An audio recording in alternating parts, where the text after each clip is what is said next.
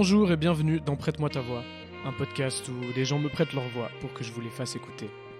C'est le deuxième épisode du podcast, vous avez été relativement nombreuses et nombreux à écouter le premier épisode. Certaines m'ont fait des retours aussi par message ou dans la vraie vie quand on s'est vu à des soirées ou à d'autres événements. Et je voulais vous dire que j'ai été très touché. Je m'attendais pas du tout à ce que ce premier épisode ait cet impact et qu'autant de personnes l'écoutent. Et ça me donne vraiment beaucoup de force, de courage, de motivation, de détermination pour continuer avec ce projet, le poursuivre. Parce que bah voilà, c'est quelque chose qui demande quand même pas mal de temps à côté du reste de la vie. Mais de voir que ça répondait à un intérêt, peut-être même à un besoin pour certaines personnes d'entendre ce genre d'histoire, eh ben ça me motive à continuer et ça me motive aussi à essayer de rendre ce podcast meilleur grâce à vos retours et aussi en acquérissant un petit peu d'expérience. Je vous cacherai pas que le premier épisode, c'était ma zone de confort. Je l'ai enregistré avec un ami proche de longue date que je connais très bien, dont je connais aussi les limites. Et pour ce deuxième épisode, je me suis plongé dans quelque chose d'un peu plus inconnu. C'est Noémie aujourd'hui qui nous partage son histoire. Noémie, elle est venue me parler à une soirée de notre bon ami Paul. C'est souvent à ces soirées-là qu'on se croise de loin. C'est une personne que j'ai toujours vue comme très rayonnante, mais dont je connais en fait finalement très peu de choses. Et donc lors de cette soirée, elle est venue me dire qu'elle avait entendu que j'avais commencé à produire ce podcast et qu'elle avait une histoire assez intéressante à nous partager. Noémie a vécu quelque chose que la plupart des jeunes de notre âge, entre 20 et 30 ans, ne vivent pas. Elle est passée très proche de la mort en contractant une infection très rare suite à un accident a priori pas grave du tout. Et elle nous raconte dans cet épisode comment, depuis son accident en juin dernier, elle a passé par la case des soins intensifs et comment maintenant elle se remet d'une expérience, ma foi, un peu traumatique, mais qui lui a permis aussi de développer des forces, d'apprendre des choses sur elle-même et d'en sortir grandie. C'est une histoire assez fascinante à laquelle on a presque de la peine à croire, et je la remercie infiniment de l'avoir partagée avec moi. Bonne écoute.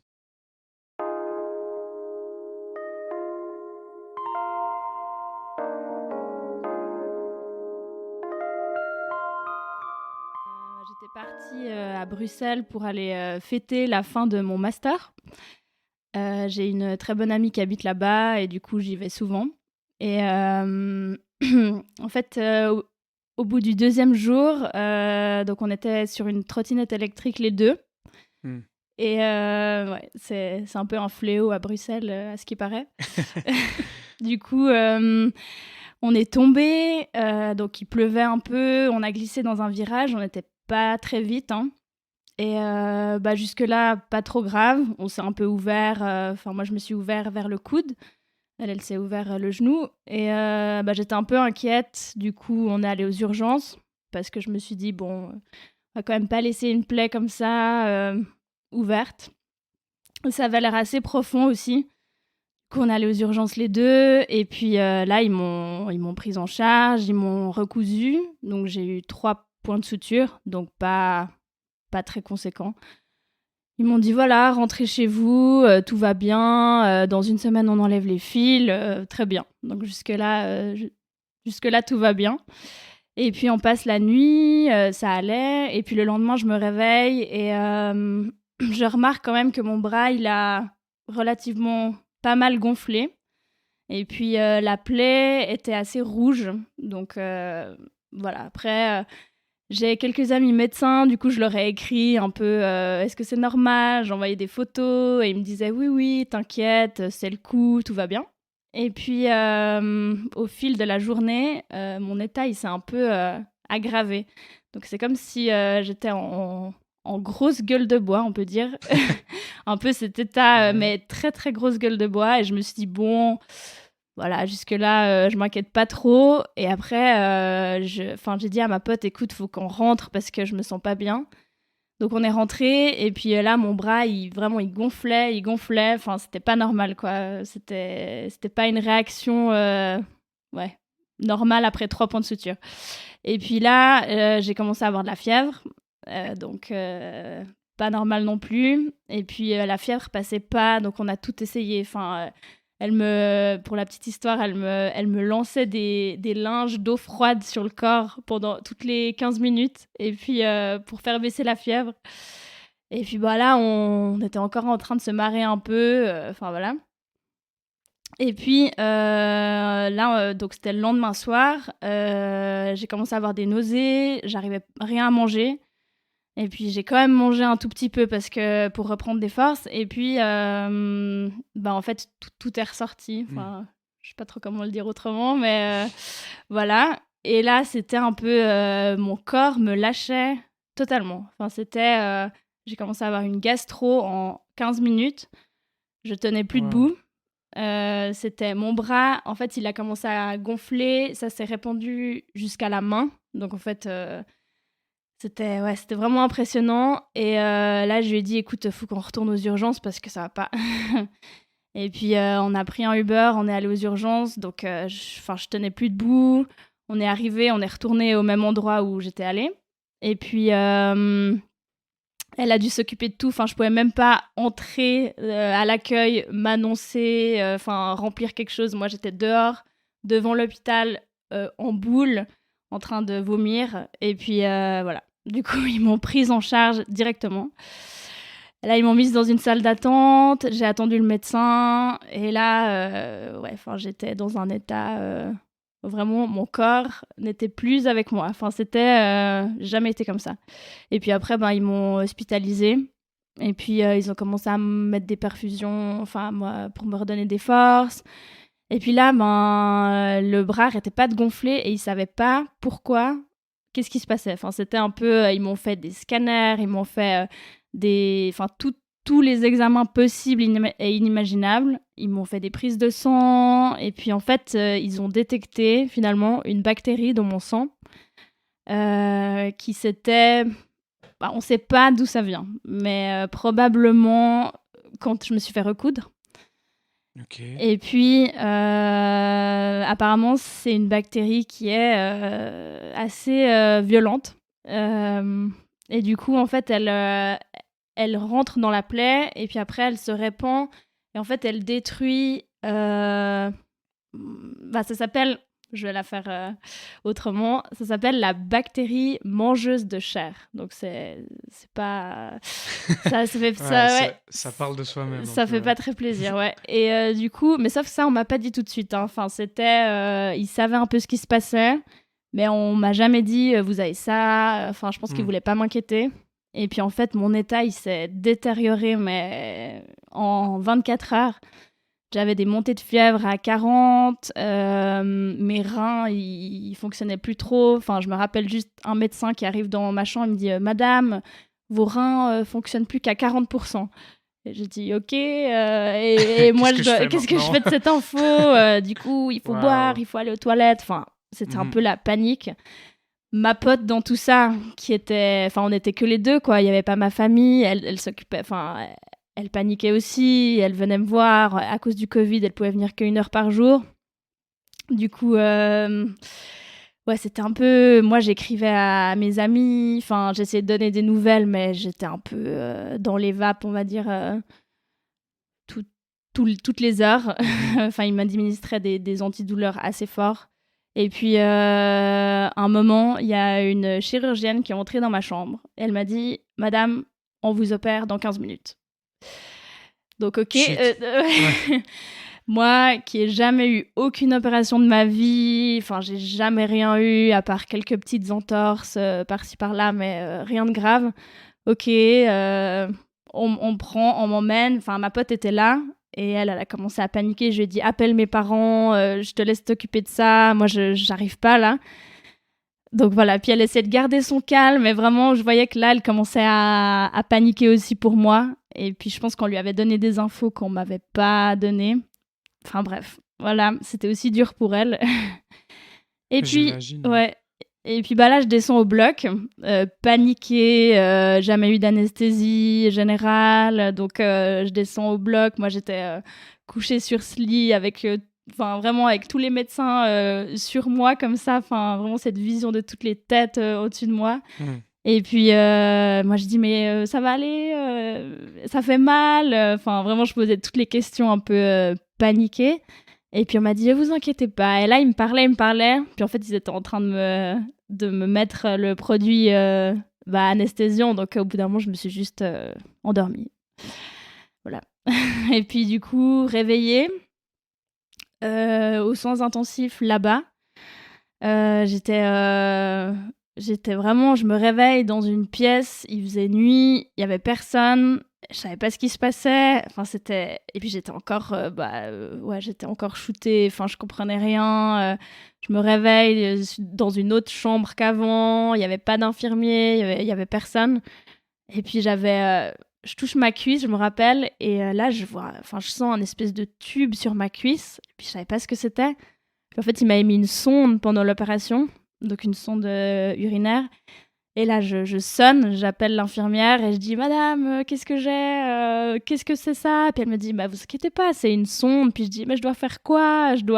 Enfin, non, mais je dois. Non. Puis elle m'a dit, non, vous verrez, ça fait son travail tout seul, ok? Et puis, ben voilà, le lendemain. Mes parents étaient là. Enfin, entre-temps, ma pote a appelé mes parents. Ils sont venus en voiture. Enfin, ils ont tout laissé ce qu'ils étaient en train de faire. Ils sont venus en voiture. Et puis en fait, on leur a dit à eux ce que j'avais. Donc, ils étaient en train de conduire. Et puis, la chirurgienne qui m'a opérée les a appelés. Elle leur a dit oui, alors votre fille, elle a une bactérie mortelle dans son corps. Et puis, en fait, elle a à peu près 10% de chances de survivre. Donc on leur dit ça. Et eux, ils étaient en train de conduire, ils étaient en train de venir à Bruxelles, quoi. Donc ils étaient dans un état, j'ose pas imaginer. Et puis voilà. Et le lendemain, je les ai vus. Puis là, ça allait bien. Enfin bien, ça allait mieux, on va dire. Donc ils m'avaient opéré tout le bras. Et puis j'avais encore les plaies ouvertes parce qu'ils m'ont dit on peut pas refermer encore parce que sûrement vous allez vous faire repérer. Okay. Et puis là, c'était le début de la galère, quoi. J'ai été rapatriée au CHUV par la Rega. En hélicoptère Non, j'ai eu un jet privé. Wow. Ouais, j'ai eu un jet privé avec une médecin et 2 infirmières rien que pour moi. D'accord. Et puis j'ai fait le vol avec ma maman. Bon, j'étais alitée, hein, donc j'ai pas trop pu profiter de ce vol. Ouais, bien sûr, c'est pas un voyage de plaisance, non. c'est clair. Donc, ambulance de l'hôpital de Bruxelles jusqu'à l'aéroport, ensuite le vol, et ensuite ambulance de Genève au CHUV. Et ouais, j'ai eu le droit au petit coup d'ambulance, comme dans les films, un peu. Donc en tout, quoi, 3 heures de voyage, plus ou moins. Ouais, 3 heures, je dirais, porte à porte. Et puis, j'étais dans un lit, hein. Enfin, je pouvais pas me lever. Et puis après, je suis arrivée au CHUV, et puis là, ils m'ont mis aux urgences dans un box. Et puis là, j'ai eu alors le festival des médecins. Enfin, c'était vraiment... Je pense que j'ai vu une 30aine de médecins qui passaient et on attendait. Ils ne savaient pas ce que j'avais. En tout, on a passé 7 heures dans ce box aux urgences. Et puis, il faut savoir que je ne pouvais pas boire ni manger parce que j'avais probablement une opération qui allait suivre. Donc, je ne pouvais pas du tout... Enfin, il faisait 30 degrés là-dedans. Enfin, c'était... Voilà. Et puis, tout d'un coup, ils m'ont dit, on vous opère dans 1 heure. Enfin, c'était de nouveau comme à Bruxelles. Et puis, ils m'ont de nouveau opéré le soir même pour vraiment, en fait, nettoyer la plaie et puis enlever tous les tissus qui étaient infectés, en fait. C'était pour ça qu'ils m'opéraient tout le temps. Et pour pas que l'infection, elle se répande. Parce que si on fait rien, en fait, l'infection, elle se répand dans tout le corps. Et puis elle commence à attaquer en fait les organes. Et puis c'est ça qui, après, ça mène à la mort si on fait rien. Ouais. Et puis ça détruit aussi les tissus et du coup c'est comme, ça fait de la nécrose en fait. Et puis après, le stade avant c'est qu'on ampute et puis ensuite, voilà. Ça je savais pas, hein, mais j'ai su après ce qui aurait pu m'arriver. Et puis, je me fais repérer. Et puis, du coup, et là, ça s'est assez mal passé, cette opération. Je me suis pas réveillée, en fait, parce que les médecins, ils m'ont laissée dans un espèce de coma, on va dire, semi-artificiel. Enfin, je sais pas trop le terme Ok. scientifique. Et parce que j'ai fait sur l'infection un choc septique. Donc en gros, c'est quand la tension elle est très très basse et puis en fait les organes vitaux ils sont ralentis et ils fonctionnent plus très bien. Voilà, j'espère que l'explication c'est un peu résumé hein, mais et en fait ils ont dû m'administrer des médicaments spéciaux en fait pour que je survive, enfin en gros qui aident justement au corps de fonctionner pendant que j'étais dans ce coma. Donc, et puis c'est vrai que le choc septique, c'est assez grave. Et après, j'ai été voir sur Internet, apparemment 50% de chance de survie, donc c'est pas énorme. Donc tu es déjà à 10% de base, plus Ouais, mais 50% en après fait, le les choc. 10%, parce qu'après, un médecin est venu me dire, oui, alors, je pense qu'elle avait un peu exagéré sur les 10%, parce que ce que j'ai eu, apparemment, il y a un tiers des personnes qui survivent. Ouais, une personne sur 3. Non, une personne sur 3 décède, je crois, c'était ça. Donc voilà, les statistiques étaient un peu meilleures, mais en plus de ça, j'ai fait le choc septique, donc j'avais vraiment... Enfin, c'était... Ouais. Un beau combo, ouais. C'était un beau combo. Et puis en fait, là, j'étais aux soins intensifs. Je me suis réveillée après 3 jours de coma. Bon, je me rappelle de rien du tout, hein, évidemment. Et puis je me réveille dans cette chambre aux soins intensifs, au CHUV. Enfin, j'avais je pense, des câbles partout, des perfusions partout, tout. Tout était contrôlé, en fait.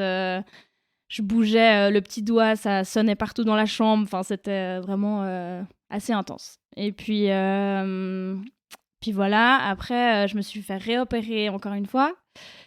Ensuite, j'ai bougé aux soins continus. Et puis ensuite, j'ai bougé à l'étage. Donc, ça fait... Voilà. Puis du moment où j'étais plus aux soins intensifs, on s'inquiétait plus trop pour ma survie parce que c'était bon signe, en fait. Et puis, l'infection partait et la bactérie n'était plus là parce qu'il m'avait mis plein d'antibiotiques aussi. Donc voilà.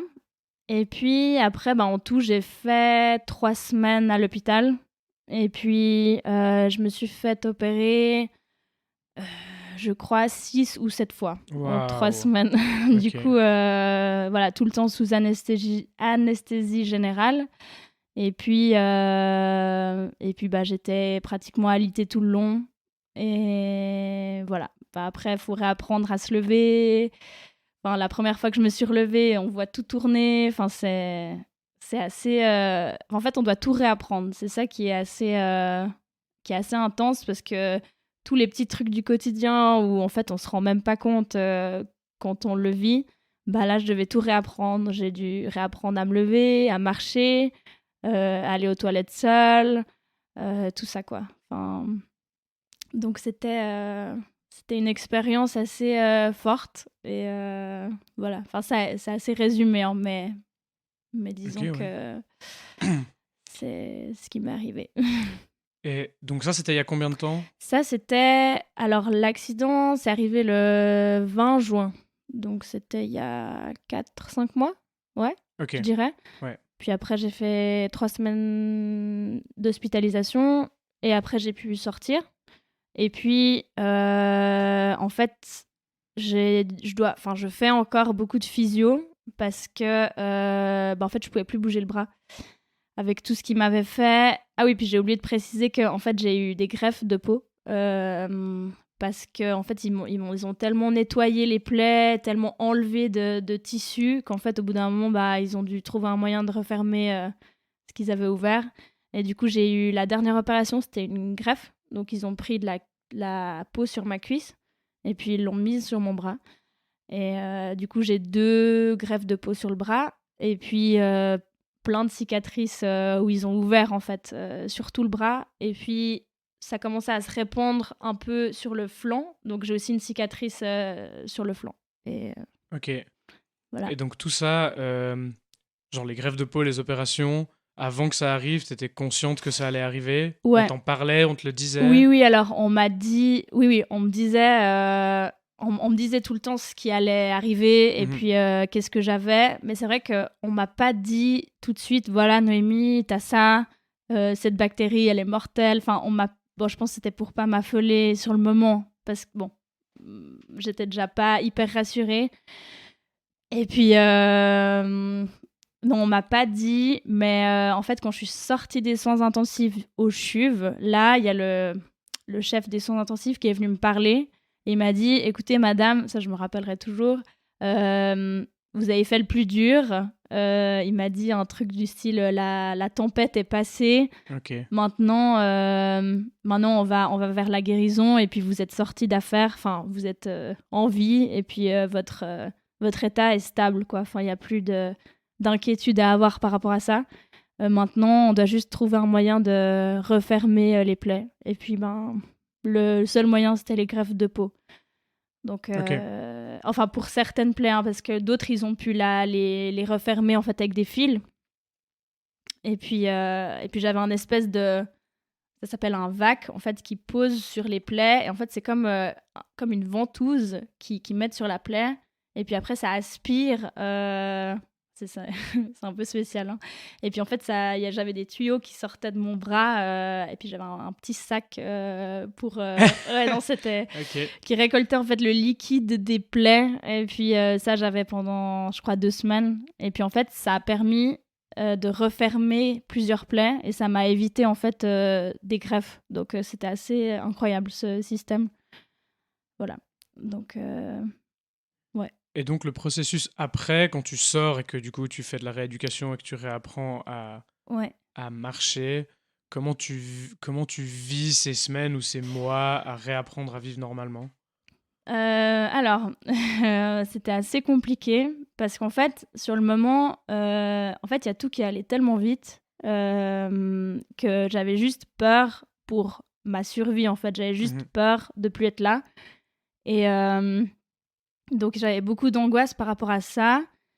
Mais quand je suis sortie de l'hôpital, donc on se dit, bon, c'est bon, elle sort de l'hôpital, tout va bien, elle est sortie d'affaires. Mais en fait, pas du tout. Il y a un peu tout le contre-coup en fait de tout ce qui s'est passé au niveau psy qui arrive et puis on se rend compte en fait de ce qui s'est passé et c'est là que y a tout qui vient.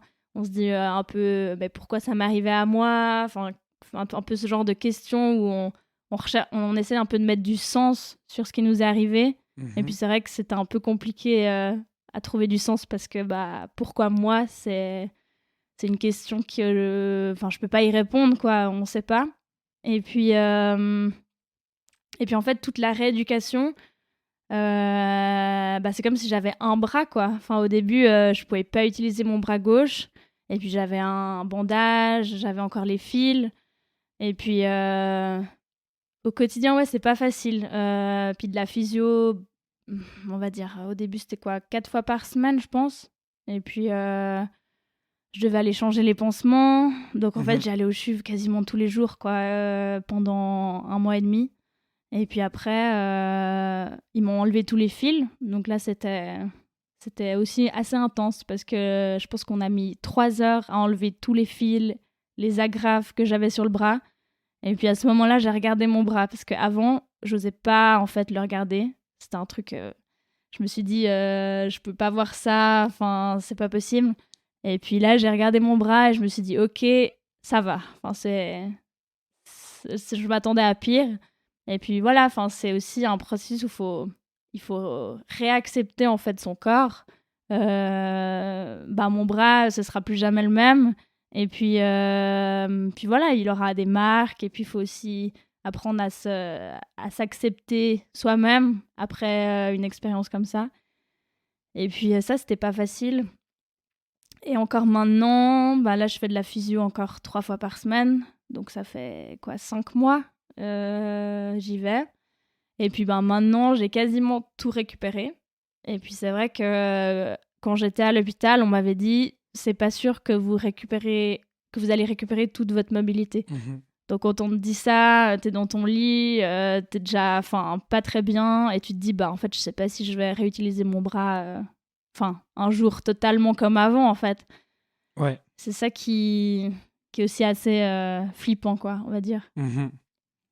Et comment tu l'appréhendais, cette idée que peut-être, du coup, on peut le dire comme ça, mais t'aurais été, du coup, handicapé par cet accident? Est-ce que tu te projetais déjà là-dedans à dire, OK, comment je vais faire Si je peux plus utiliser mon bras, vraiment. J'avoue que ça m'a un peu traversé l'esprit quand même. Mais je me suis dit, en fait, non, c'est pas possible. Enfin, je me suis dit, ça va pas être possible, je vais tout faire pour le récupérer. Et puis, surtout qu'on m'avait dit, les médecins m'avaient dit qu'ils n'avaient pas touché de muscles ni de nerfs pendant les opérations parce que l'infection n'avait pas atteint les muscles, donc c'était bon pour moi. Et en fait, du moment où il n'y a rien qui est atteint au niveau musculaire, normalement, la mobilité, elle se retrouve, quoi. Donc, moi, j'étais assez confiante par rapport à ça. Et puis, c'est vrai que j'ai fait pas mal de progrès assez rapidement par rapport à... c'est vrai que la main aussi, je pouvais plus bouger les doigts, enfin... Et du coup, en fait, au début, j'ai eu peur. Et après, je me suis dit, non, ça va revenir. Enfin, quand j'ai vu que ça revenait, je me suis dit, c'est bon, ça reviendra. Et puis... quand tu peux commencer à refaire les choses du quotidien aussi, tu te dis, mais ça va revenir, c'est sûr. Donc, ouais. Ça demande quoi comme ressources psychologiques de traverser ça? C'est une bonne question. Je pense ça demande pas mal, ça demande pas mal de ressources. Et je dirais que la principale ressource que j'ai utilisé, c'était vraiment le soutien de mes amis, de ma famille, qui étaient vraiment présents du début à la fin, et encore maintenant, ils sont très présents. Et en fait, je me suis beaucoup appuyée sur eux quand ça allait pas. Et puis, c'est un peu eux qui m'ont redonné un peu la force de continuer à se dire, on avance, on continue, parce que c'est vrai qu'il y a des jours où tu te dis, voilà quoi, enfin, t'as plus envie de rien, t'as plus envie d'avancer, t'as plus envie de faire des efforts. Tu te dis, mais pourquoi ça m'arrive à moi?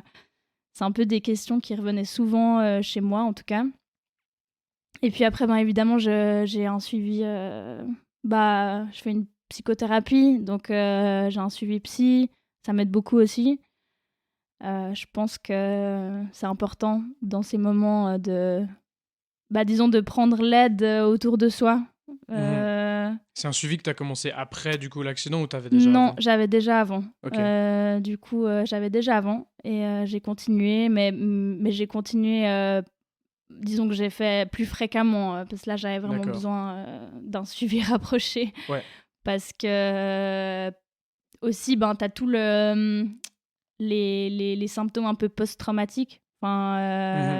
Donc, que j'ai eu, j'ai pas eu un syndrome de stress post-traumatique, mais disons que j'ai eu quand même un peu des flashbacks, tu revis un peu les situations qui t'ont traumatisé. Et puis j'avais de la peine à dormir, ou je me réveillais souvent la nuit parce que les nuits là-bas c'était pas du tout reposant. Ils me réveillaient 3 fois dans la nuit pour me mettre les antibiotiques, ce genre de choses. Donc en fait ça c'est un rythme que j'ai gardé après, et tu te réveilles au milieu de la nuit et tu te dis, mais je suis encore là-bas, je suis dans ce lit, c'est pas possible. Puis après, tu te dis, attends, non, c'est bon, ça va bien. Enfin, ouais, il y a quand même un peu ce genre de symptômes un peu, quand même, liés au traumatisme, parce que c'était un traumatisme. Est-ce que ça a changé en gros, on a parlé un petit peu de mort avant. Est-ce que ça a changé ta vision de la vie? Ouais, oui. Alors, quand même pas mal, parce que c'est vrai que moi, de base, j'ai très très peur de la mort. Et en fait, pendant que j'ai vécu ça, il y a un moment où je me suis dit, mais là, je vais peut-être mourir. C'est vraiment, tu sais, tu te dis, ça fait quand même super peur. Et puis, je me rappelle encore ce moment, j'avais écrit, c'était quand j'étais à Bruxelles, j'écrivais à ma pote, je lui disais, mais est-ce que je vais mourir? Vraiment, je lui disais, réponds-moi honnêtement, est-ce que je vais mourir? Et puis, tu sais, quand tu vis des états un peu comme ça, et quand tu te dis ton corps, il a failli te lâcher, quoi. Je pense que je vais pas faire un peu la morale et puis tout ça, mais c'est vrai que tu appréhendes quand même la vie différemment. Et puis, tu te dis que tes petits soucis du quotidien qui t'embêtaient avant, ils passent au second plan maintenant. Et puis, c'est vrai que je relativise beaucoup plus qu'avant les choses. Et puis, j'essaye de plus profiter des choses simples, quoi. Enfin, aussi voir tes potes, faire des trucs. Enfin, je pense que je profite beaucoup plus de ces moments qu'avant. Enfin, si c'est avant, j'ai profité aussi, mais disons que tu vois un peu les choses sous un autre angle et tu te dis, mais en fait, c'est pas grave si j'ai ça aujourd'hui, c'est pas grave si. Enfin, tu sais, les petits trucs du quotidien où tu te dis, ça peut gâcher ma journée, ben là, tu te dis non, en fait, tu te rappelles que t'as vécu 8 fois pire. Et du coup, je pense que ça permet de relativiser un peu les choses, je pense. Et est-ce que ça... Du coup, tu disais juste avant que de base, tu avais très peur de la mort. Est-ce que ça a évolué ou ça a changé d'une certaine manière?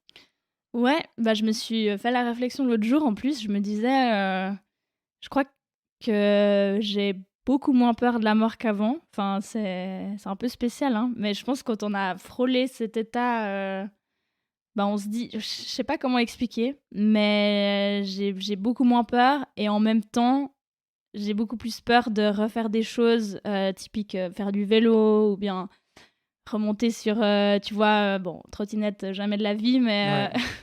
mais c'est juste, j'ai un peu peur de me blesser. Plus, ça, c'est plus une inquiétude qui est plus forte qu'avant quand même. Parce que dès que je me blesse, je me désinfecte. Enfin, c'est devenu un peu obsessionnel, mais je pense que c'est normal. Ouais, bien D'ailleurs, sûr. désinfectez-vous toutes vos plaies parce que c'est vraiment quelque chose qu'on peut éviter. Donc, moi-même, je le savais pas, mais voilà. Mais parce que, enfin, c'est dingue parce que du coup, t'es quand même allé aux urgences le soir. Enfin, on pourrait dire que t'as tout fait juste, hein, plus ou moins. Ouais. C'est-à-dire que t'as pris toutes les précautions qui étaient nécessaires sur le Ouais. moment et t'es quand même passé près de mourir pour une chute en Ouais. trottinette Ouais, électrique. c'est pas cher payé, hein. Mais ouais, en fait, je sais pas, j'ai senti un truc. Tu sais, en plus, moi, j'écrivais à mes potes quand j'étais hyper mal avant de retourner aux urgences et je leur disais, mais je fais quoi? Genre, je retourne aux urgences, vous en pensez quoi? Bon, après, c'est hyper dur de juger quand t'as pas la personne en face, quand tu vois pas en fait ce qui se passe.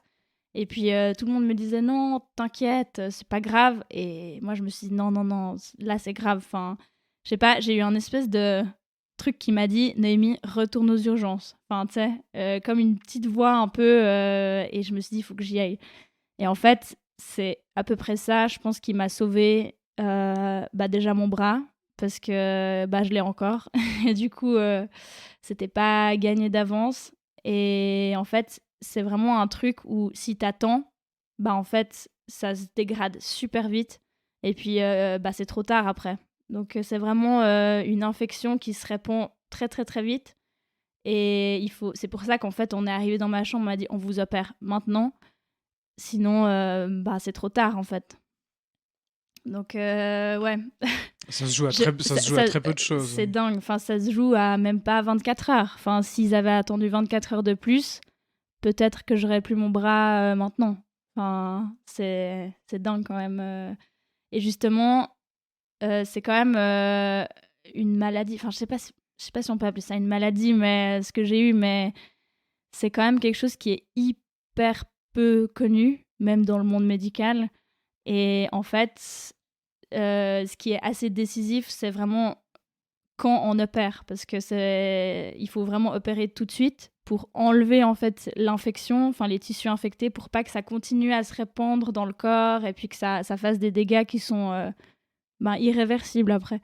Je pense que c'était vraiment ouais, c'est ça qui m'a sauvée, je pense. C'est dingue. Ouais. Tu disais avant, ouais, faites gaffe, désinfectez vos plaies. Et c'est vrai que j'ai l'impression qu'on a plutôt souvent tendance à se dire, ah, c'est pas grave, les choses vont passer. Enfin, Ouais. je pense que beaucoup de gens, dans ton cas, Oui. seraient pas allés aussi vite Non. aux urgences et ils seraient peut-être restés, quoi.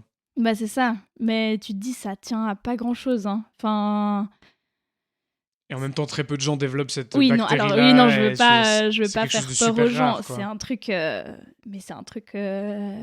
voilà, comme je te disais avant, là, j'ai cherché un peu les statistiques en Suisse et j'ai pas trouvé parce qu'il y a pas assez d'études là-dessus. Et au Canada, il y a quoi, je crois, 900 cas par année de ce que j'ai eu. Donc, à l'échelle suisse... Ouais. voilà, je pense qu'il y en a pas beaucoup. Et puis, c'est vrai que aussi quand j'étais au CHUV, j'ai vu plein de chefs de service qui venaient voir. Enfin, c'était vraiment... c'est pas que j'étais la star du CHUV, mais Ouais. disons que c'était... Voilà, on savait qui j'étais. Tous Et les puis spécialistes du et pays. c'était ça, c'était c'est la dame qui a fait une chute à trottinette. Enfin, Ok. c'était mon voilà. Ouais, J'étais peut-être connue qu'ils en pour ça. parlent en cours, en médecine Mais oui, je maintenant. me suis dit Ouais. ça doit faire Un ils cas d'étude, présentent les quoi. cas cliniques Mhm. et puis ouais, c'était super rare et puis même encore maintenant quand je fais de la physio, il y a des étudiants qui viennent voir mon bras, qui viennent voir comment ouais, Ok. c'est voilà, si ça peut les aider, moi il y a pas de souci hein, Ça te dérange pas? Non, non, ça je crois que c'est un truc je me suis jamais fait peur esthétiquement parlant. Enfin, ça m'a jamais fait peur Ouais. de me dire ça va être moche, on va me regarder, ce genre de truc. J'avais beaucoup plus peur pour ma mobilité que Mhm. pour l'esthétique. Et puis, Ok. les chirurgiens me parlaient déjà de laser, de trucs comme ça. Puis moi, je disais, ouais, doucement, on va déjà voir comment Mhm. ça évolue. Et puis, après, tu sais, tu t'appropries ton bras. Et puis, ouais, ça fait partie de moi maintenant. Et puis, je pense que j'accepte beaucoup plus qu'avant aussi. Et Ok.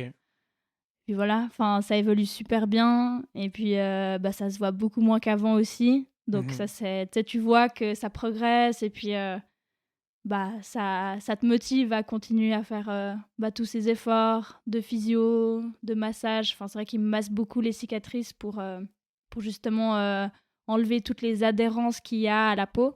Et puis les greffes, parce qu'au début, quand j'avais la greffe, t'as l'impression qu'on t'a collé un truc, un bout de bois en fait sur le bras. Et c'est vraiment super rigide. Alors qu'en fait, c'est ta peau, tu vois. Et moi, j'ai pas l'impression que c'est ma peau. Enfin, j'ai l'impression que j'ai encore une plaie sur le bras. Et puis, l'autre jour, je me suis ouvert un petit peu un bout sur ma greffe. Et puis, j'ai commencé à paniquer. Et j'ai dit à ma physio, mais c'est grave. Mais c'était vraiment minuscule. Hein. Ouais. Et puis, elle m'a dit, mais Noémie, c'est ta peau. Hein. Tu vois, Mhm. tu vas te rouvrir encore. Ça, c'est un peu encore dur à se dire qu'en fait, c'est ta peau qui vient de ta cuisse qui est sur ton bras et puis Ouais. tu sais Et que ça fait partie de toi, en et fait, que ça fait maintenant. partie de Ouais. toi, ouais. Donc ça c'est ouais, je pense que maintenant je l'ai accepté et puis j'ai pas peur du regard des autres par rapport à ça. Euh, je pense. Est-ce que le fait d'en parler avec les gens, ça t'aide aussi à l'accepter plus? Ouais. Est-ce que t'en parles beaucoup autour de toi? Ouais, honnêtement, j'ai jamais eu du mal à en parler et puis c'est vrai que des fois les gens ils aimeraient me demander comment ça va et puis tu sais ils savent pas trop où j'en suis. Mhm. Enfin, est-ce que c'est OK d'en parler? Est-ce que c'est pas OK? Puis moi je leur dis mais t'inquiète, il y a pas de souci. Puis ça, j'ai jamais eu de peine à en parler assez ouvertement à mes amis, même à des gens qui me demandent, je leur dis je leur raconte sans problème. C'est pas... Ouais, ça a jamais été compliqué pour moi. Mais peut-être j'en fais aussi un peu une force maintenant, je sais pas. Mhm. Tu vois? Enfin... Ouais, ça fait partie de moi et puis...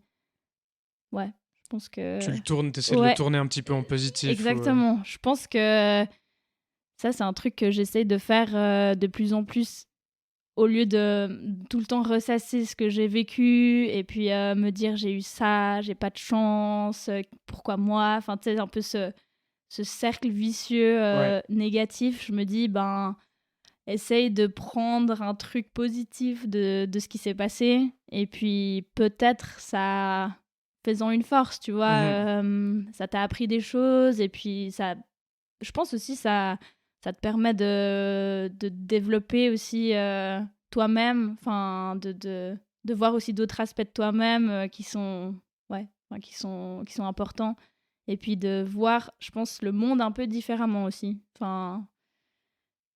Je pense que c'est un peu mon cas et puis ça m'a quand même apporté beaucoup de choses positives.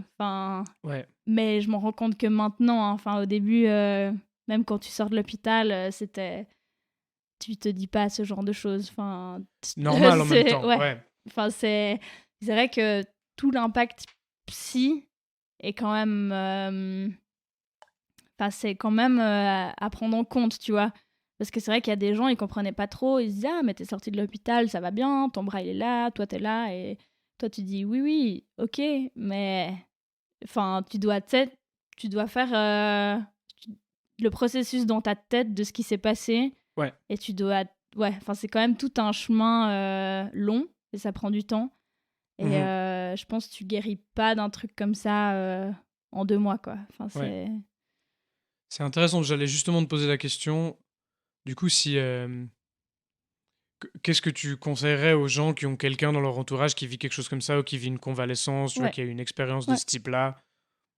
Ça peut être lié à Oui, bien sûr. plein d'autres blessures et plein Ouais. d'autres maladies, quoi. Mais comment, en fait, tu trouves les bons mots pour parler à Ouais. cette personne et comment tu l'aides vraiment? Comment tu lui offres du soutien, en fait? Ouais. Ben, je dirais qu'il faut vraiment pas négliger ce côté psychologique Mhm. du traumatisme. Parce qu'il n'y a pas que le côté physique, tu vois, où, ok, t'es en vie, t'as ton bras, tout s'est bien passé, voilà. Et je pense que faut vraiment se dire que quand quelqu'un vit ça, ça prend du temps. Et ça, on m'a dit, depuis le début, on m'a dit, ça va prendre du temps, Noémie. C'est un long processus. Tu vas pas guérir de ça en quelques semaines. Et il faut te laisser le temps. Et je pense que ça, c'est important. Si quelqu'un, enfin, si maintenant j'ai quelqu'un dans mon entourage qui vit quelque chose comme ça, vraiment lui dire, écoute, c'est ok, ça prendra le temps que ça prendra, et puis il faut y aller à ton rythme. C'est vraiment, je pense, chaque personne est différente et chaque personne se remet de ça à sa manière, à son rythme. Mhm. Et puis, faut laisser faire les choses, faut pas bousculer, faut pas vouloir reprendre, je sais pas, par exemple, reprendre le travail tout de suite, refaire tout ce qu'on faisait avant. Enfin, non, c'est pas possible, je pense. Il faut vraiment, faut être là aussi, hein. Enfin, Ouais. être à l'écoute, Mhm. mais pas brusquer la personne. Ça, c'est Ouais. vraiment important. Et je pense que, et ça je m'en suis rendu compte moi-même, ouais, faut prendre son temps et la guérison est lente, Mhm. mais on guérit, hein. Enfin, ça prend du temps, mais ça vient. On en ressort Ouais, toujours d'une manière ou d'une oui, autre, ouais. ouais, c'est Peut-être un ça. peu abîmé ou peut-être Voilà, enfin, t'en dans un ressors autre état, mais ouais. et vraiment, on avance. Enfin, Mhm. mais en fait, je pense aussi le fait que ma famille, mes amis me disent, en fait, ils arrêtent pas de me dire à quel point j'ai fait des progrès. Et puis, c'est mon meilleur public, quoi. Enfin, c'est Ouais. vraiment, je leur envoie des vidéos de moi qui fait les exercices à la physio, et puis ils sont là, Mhm. c'est génial. Enfin, et vraiment, ça aussi, c'est super motivant, quoi, pour toi-même. Et puis, je pense que les autres voient plus le changement que quand c'est toi qui le vis, tu vois. Ok. Et puis, c'est vrai que mes potes aussi, ils me disent, mais t'imagines même pas le chemin que t'as fait. Enfin, nous, on s'en Mhm. rend compte, peut-être toi pas, mais il y a des choses que tu nous disais il y a 2 mois, et maintenant, enfin, tu vois, tu peux faire des choses. Enfin, tu peux... Moi, je me suis beaucoup isolée quand même après l'hôpital.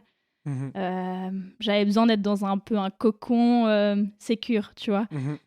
Et j'avais un peu peur de sortir chez moi. Enfin, j'avais un peu peur de me remettre dans ma vie d'avant, si je peux dire ça.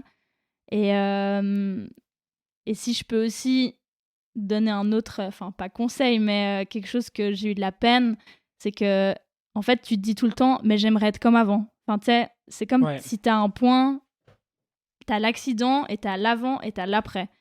Et en fait, Mhm. tu te dis, j'aimerais être comme avant, j'aimerais avoir ça, j'aimerais ne... Enfin, tu vois, j'aimerais refaire du sport comme avant, j'aimerais Mhm. ressortir comme avant. Et en fait, ce sera jamais comme avant, mais ça veut pas dire que ce sera moins bien. Enfin, tu vois, Mhm. c'est Ouais. essayer de transformer ça en mode, ok, c'est plus comme avant, mais bah, tu peux en faire quelque chose et puis ce sera même peut-être mieux qu'avant, tu vois, Mhm. le processus. Et puis, je pense que tu dois aussi, tu sais, gérer tes propres émotions et puis tu te retrouves avec toi-même. Enfin, je pense que tu développes un peu de l'introspection aussi Ouais. et tu te découvres dans tes pires états, mais je Mhm. pense que des fois, tu es obligé de passer par là pour remonter, en fait, puis pour passer au-dessus de tout ça. Enfin, je suis pas encore passée au-dessus, hein, je suis encore en processus de guérison, si je peux dire ça comme ça, Mhm. mais je pense que j'ai déjà pas mal avancé, et C'est bien. ouais. Bravo. Et ouais, faut pas lâcher, mais faut se laisser le temps, vraiment. Mhm. Parce que si tu te précipites et puis que tu veux être comme avant, ça va pas. Enfin, en tout cas, Ouais. pour moi, ça marche pas comme ça. Donc, ouais. Yes. Ouais. Je pense que c'est c'est un bon message sur lequel terminer cette interview. J'ai maintenant une petite question traditionnelle Ouais. Voilà. C'est le 2e épisode, donc c'est pas une tradition avant que je la pose une 2e fois, mais ça va le devenir tout de suite. Et j'aimerais te demander, pour un peu terminer cette conversation, aujourd'hui, là, ces derniers temps, qu'est-ce qui te fait sourire? Ouais, c'est dur, hein.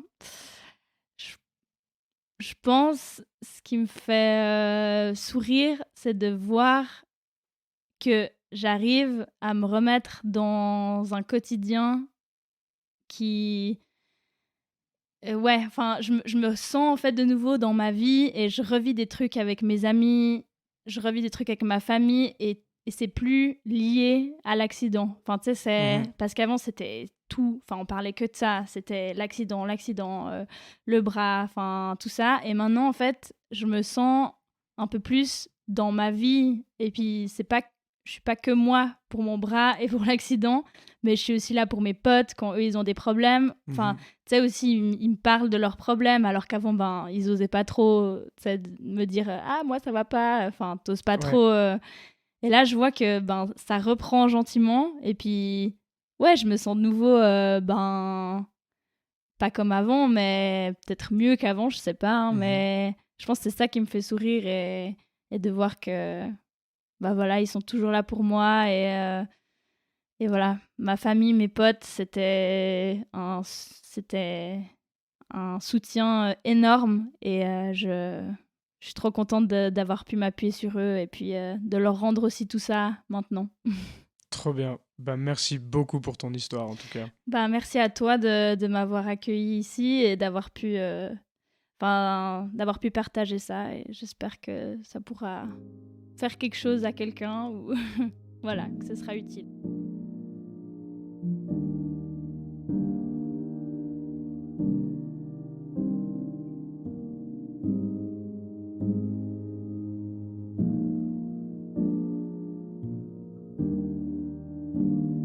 Prête-moi ta voix est un podcast enregistré, produit et réalisé par moi, Fred Rebaud. Les musiques ont été composées et enregistrées par Francesco Bucciarelli et moi-même. Je le remercie infiniment pour son aide. Le podcast est disponible sur Spotify, YouTube, SoundCloud, Apple Podcast et d'autres plateformes d'écoute. Il sort les mardis, 1 à 2 fois par mois, selon mon rythme personnel. Si vous souhaitez faire une remarque, un commentaire ou intervenir dans le podcast, je vous propose de me contacter via Instagram @prête-moi-ta-voix.podcast ou sur l'adresse mail prête-moi-ta-voix.podcast@gmail.com. Je vous remercie du fond du cœur d'avoir écouté cet épisode. Prenez soin de vous, prenez soin des autres, et à bientôt.